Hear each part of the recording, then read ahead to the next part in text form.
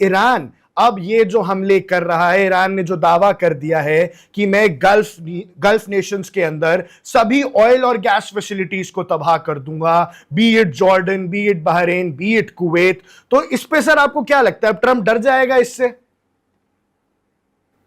Trump डरे ना डरे, दुनिया की तो खाट खड़ी हो जाएगी ना। दुनिया में इकोनॉमिक क्राइसिस देखिए डीपन होते जा रहा है। ये एमओयू क्यों साइन किया डोनाल्ड ट्रंप ने? क्योंकि जैसे मैंने बताया, शेवरॉन के CEO, Exxon Mobil, American oil companies के सीईओ खुद गए डोनाल्ड ट्रंप से और बोला भाईजान इसको बंद करना पड़ेगा, क्योंकि जो अभी तक हम लोगों ने स्थिति संभाल के रखी थी दुनिया भर में ऑयल की, इकोनॉमी की, स्ट्रेटेजिक पेट्रोलियम रिजर्व से डिप कर करके अब हमारे और दुनिया के स्ट्रेटेजिक पेट्रोलियम रिजर्व खात्मे पे आ रहे हैं। They are reaching rock bottom, last drop. और उसके पहले वो हो दुनिया के देशों को, अमेरिका को, चीन को, भारत को, बाकी सब देशों को ये अपना जो कि स्ट्रेटेजिक पेट्रोलियम रिजर्व्स हैं उनको रिप्लेनिश करना होगा। इसका मतलब sudden surge in oil demand होगी, ठीक है, क्योंकि वो ऑयल खत्म हो चुका होगा। You will be in serious problem. और अगर ऐसे टाइम पे 22% दुनिया का तेल आप ऑफ द मार्केट कर दें कि ईरान, गल्फ ऑयल वगैरह सब खलास, तो आपकी ऑयल की कीमत प्रति बैरल 150 से $200 प्रति बैरल चले जाएगी और उससे पूरी दुनिया की इकोनॉमी फूक जाएगी।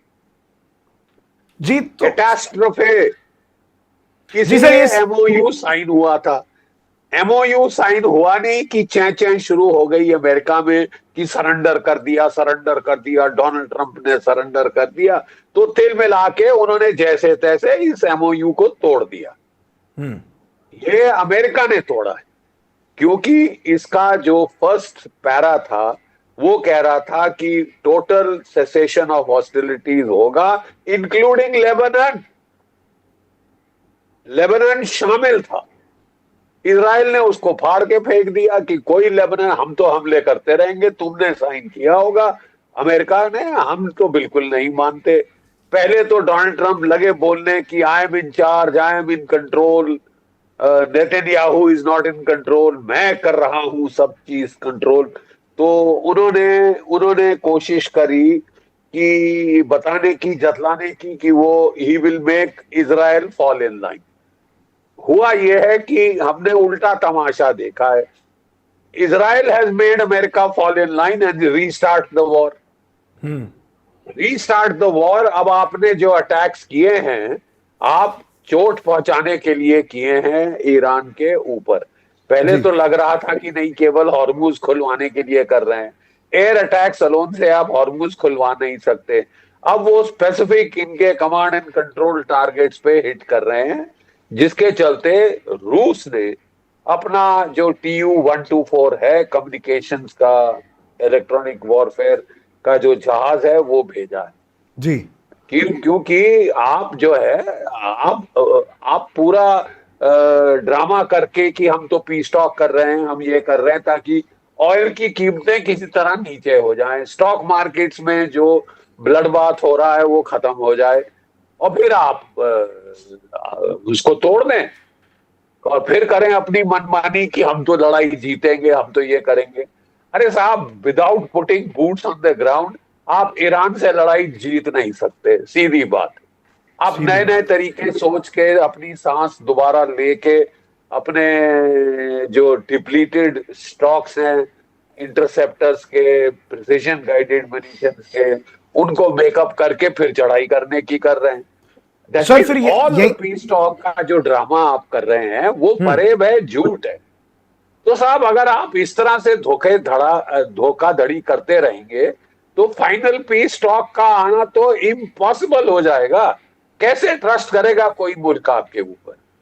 सर लेकिन अब हम यही बड़े धड़ल्ले से, आई जस्ट फिनिश, बड़े धड़ल्ले से आपने साइन किया MOU, डोनाल्ड ट्रंप ने साइन किया, पेजेस्कियान ने साइन किया। पहले दिन से डोनाल्ड ट्रंप ने दिखा दिया कि ये तो बकवास, कोई इजराइल कोई हमला बंद नहीं करेगा लेबनान के ऊपर, बेरूट पे बॉम्बिंग जारी रहेगी, जो करना है कर लो। पहला पैरा से ही आपने शुरुआत आगाज जो किया एमओयू का, आपने बोला कि जाए चूल्हे, मैं नहीं मानता, और आपने मजबूर किया ईरान को कि वो फिर बोले ठीक है साहब, अगर ऐसा है तो गल्फ ऑफ हॉर्मुज बंद है, और उसने बंद कर दी है, और आप कुछ नहीं कर सकते खोलने के लिए। You can't change the geography of the gulf. Sir geography नहीं चेंज कर सकते, लेकिन फिर वही वाली बात हो जाएगी जो मार्च अप्रैल में हम पहुंचे थे। आज सुबह मंडे होते ही $75 प्रति बैरल पहुंच गया WTI अमेरिका का जो ट्रेड क्रूड ऑयल का प्राइस था। इस हिसाब से तो इसी हफ्ते तक हम 100 देख लेंगे, 125 देख लेंगे, 150 देख लेंगे। तो अमेरिका बूट्स ऑन ग्राउंड पिछली बार भी नहीं किया था, तो अब क्या नौबत है? क्योंकि अब तो अगर होर्मुज बंद हो गया, इसी तरह से हमले होते रहे, तो इसी हफ्ते डोनाल्ड ट्रंप को बूट्स ऑन ग्राउंड करना ही पड़ेगा। देखिए वही तो बात है बेसिक।